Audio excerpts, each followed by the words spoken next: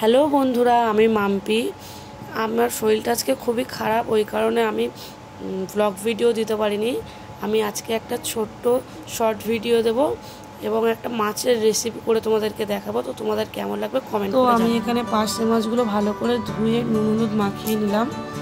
তারপর গরম তেলে মাছগুলো ছেড়ে ভালো করে ভাজা ভাজা করে নেব। মাছগুলোতে দেখতে হবে যেন না কাঁচা কাঁচা ভাব থাকে, যেন ভালো করে ভাজা হয়।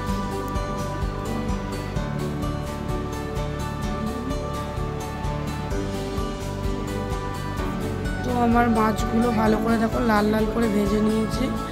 লাল লাল করে ভেজে এবার তুলে রাখবো।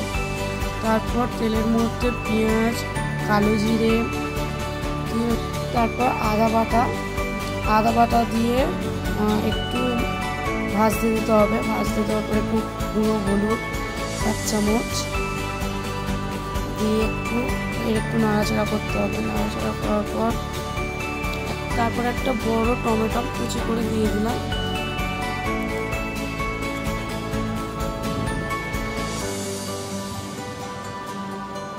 তারপর নুন, স্বাদ মতো নুন দেবে, যে যেমন নুন খাবে সেরকমই দেবে।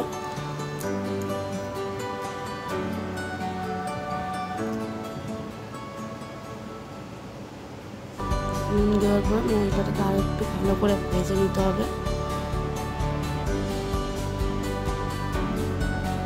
ভেজে নেওয়ার পর ভাজা ভাজা হয়ে যাওয়ার পর সর্ষে বাটাটাকে ঢেলে দেবো।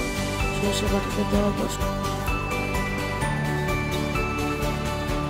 তারপর জলটা ফোটার পর মাছগুলো ঝোলের মধ্যে দিয়ে দেবো। ঝোল ফুটে আসবে, রেডি হয়ে যাবে সর্ষে পার্শে মাছের রেসিপি। সাদা ভাত দিয়ে খেতে তো খুবই ভালো লেগেছিল। তো যদি তোমাদের মনে হয় তাহলে তোমরা বাড়িতে ট্রাই করতে পারো। আর ভিডিওটা যদি ভালো লেগে থাকে অবশ্যই একটা লাইক করে দেবে। আর যদি এই রকম শর্ট ভিডিও দেখতে চাও সেটাও আমাকে কমেন্ট বক্সে এসে কমেন্ট করে জানাবে।